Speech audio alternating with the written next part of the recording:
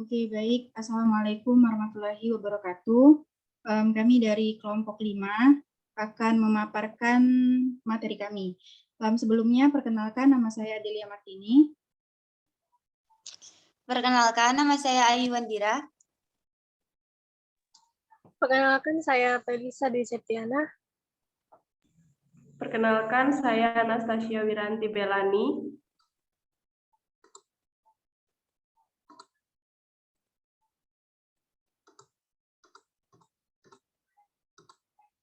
Oke, baik. Yang pertama di sini ada pengertian komunikasi. Komunikasi merupakan sebuah kebutuhan mutlak yang harus dimiliki seseorang. Dalam memahami komunikasi dan bagaimana cara membuat proses komunikasi yang baik serta efektif. Menurut Janice dan Kelly, komunikasi adalah suatu proses yang dilakukan melalui seseorang atau komunikator yang menyampaikan stimulus dengan tujuan mengubah atau membentuk perilaku orang lainnya. Selanjutnya, ada pengertian organisasi.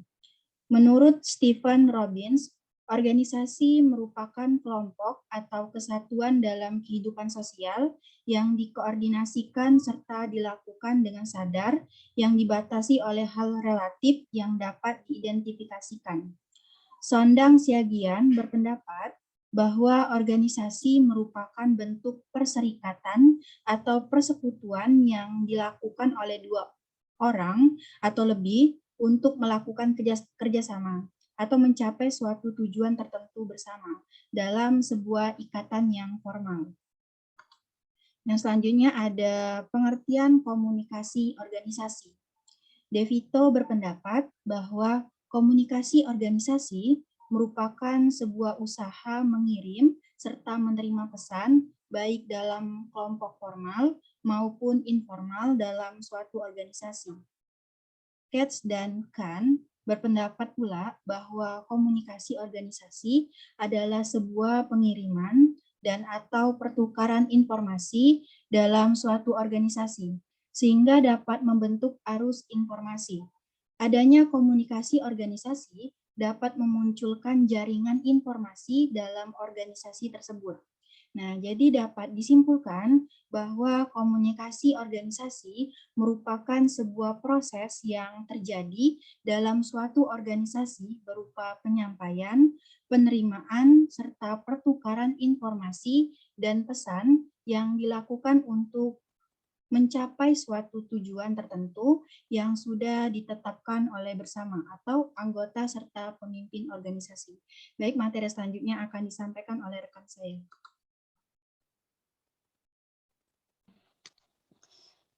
Teori komunikasi organisasi. 1. Teori struktural klasik. 2.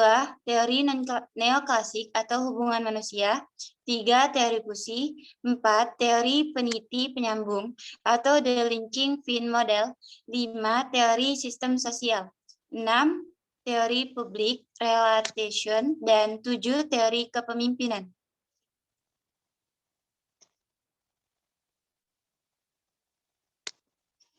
Jenis komunikasi organisasi. Komunikasi organisasi memiliki dua jenis umum, yaitu internal serta eksternal. Jenis internal merupakan komunikasi yang fokus kepada interaksi serta upaya untuk membangun atau menguatkan relasi antara sesama anggota organisasi tersebut. Contohnya, upaya mengubah suatu visi yang sudah ada sejak organisasi tersebut muncul. Pengubahan visi ini harus dilakukan dengan menyatukan pendapat setiap anggota melalui diskusi serta komunikasi antar anggota, serta pimpinan organisasi yang baik, serius, serta intens. Manfaat komunikasi organisasi. 1. Mengetahui teori komunikasi organisasi. 2. Mengenai komunikasi organisasi dapat memperkuat hubungan antara anggota dan pimpinan organisasi. 3. Mempermudah tercapainya tujuan organisasi. 4. Mengetahui teori komunikasi organisasi dapat membuat Seorang individu menyesuaikan diri serta menempatkan diri dengan baik dalam organisasi atau kelompok tersebut. Dan 5, mengetahui tugas seorang pemimpin dan anggota dalam suatu organisasi. Selanjutnya akan dibacakan oleh rekan saya. Selanjutnya yaitu pengertian komunikasi massa. Komunikasi massa adalah komunikasi melalui media massa atau media cetak dan elektronik. Sebab awal perkembangan saja komunikasi massa berasal dari pengembangan kata media of mass communication atau media komunikasi massa. Media massa sendiri memiliki banyak macam, yaitu media elektronik seperti televisi dan radio, media cetak yaitu surat kabar, majalah, buku, dan film. Komunikasi massa terdiri dari unsur-unsur atau source, pesan atau message, saluran atau channel, dan penerima atau receive, serta efek atau efek. Ciri-ciri komunikasi massa. 1. Komunikator dalam komunikasi massa. Lembaga komunikator dalam komunikasi massa bukan satu orang tetapi kumpulan orang. 2.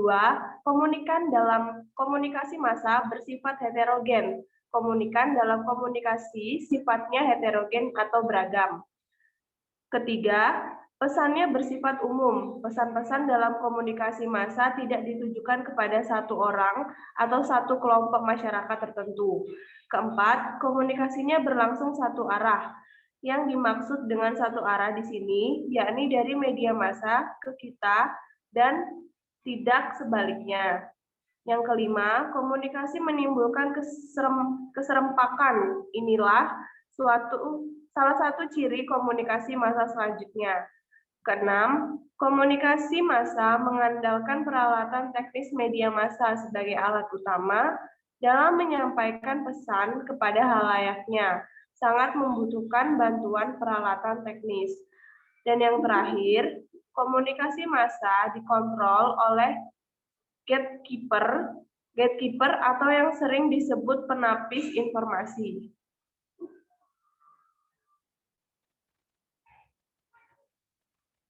Efek komunikasi massa. Efek komunikasi merupakan setiap perubahan yang terjadi di dalam diri penerima karena menerima pesan-pesan dari suatu sumber. Perubahan ini meliputi perubahan pengetahuan, perubahan sikap, dan perubahan perilaku nyata.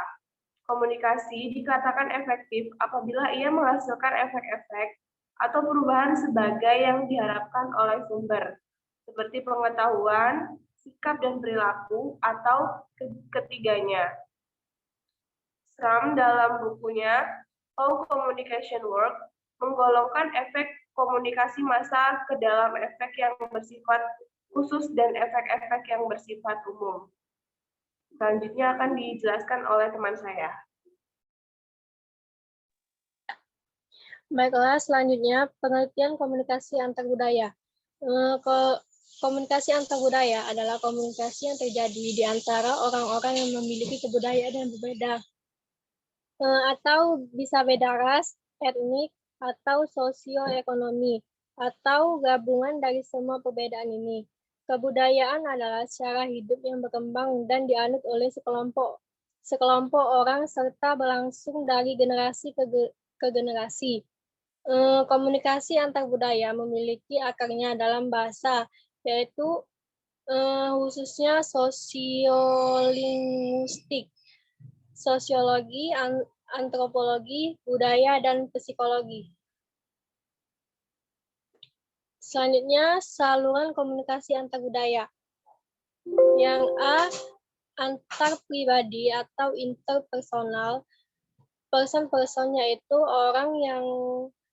orang dengan orang secara langsung. Yang B, media massa yaitu melalui radio, surat kabar, TV, film, majalah. Bersama-sama dengan dua dimensi sebelumnya. Saluran komunikasi juga mempengaruhi proses dan hasil keseluruhan dari KAB.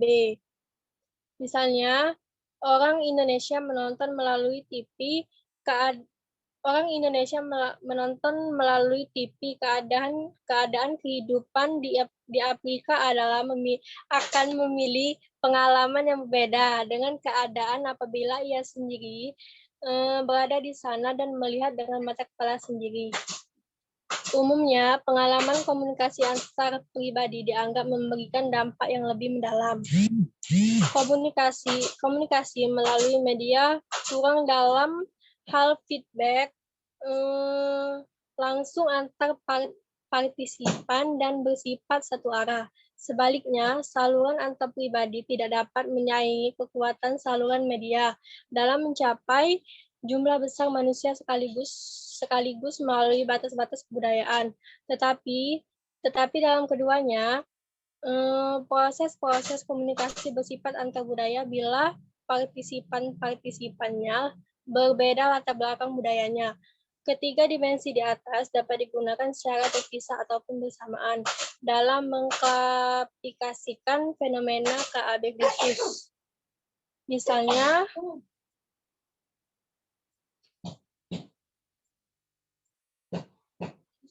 selanjutnya, fungsi komunikasi antar budaya. Yang A, fungsi pribadi. Fungsi pribadi komunikasi antar budaya adalah fungsi-fungsi komunikasi antar budaya yang ditunjukkan melalui perilaku komunikasi yang bersumber dari seorang individu. Yang ke-1 menyatakan identitas sosial. Yang kedua menyatakan integrasi sosial. Yang ketiga menambah pengetahuan.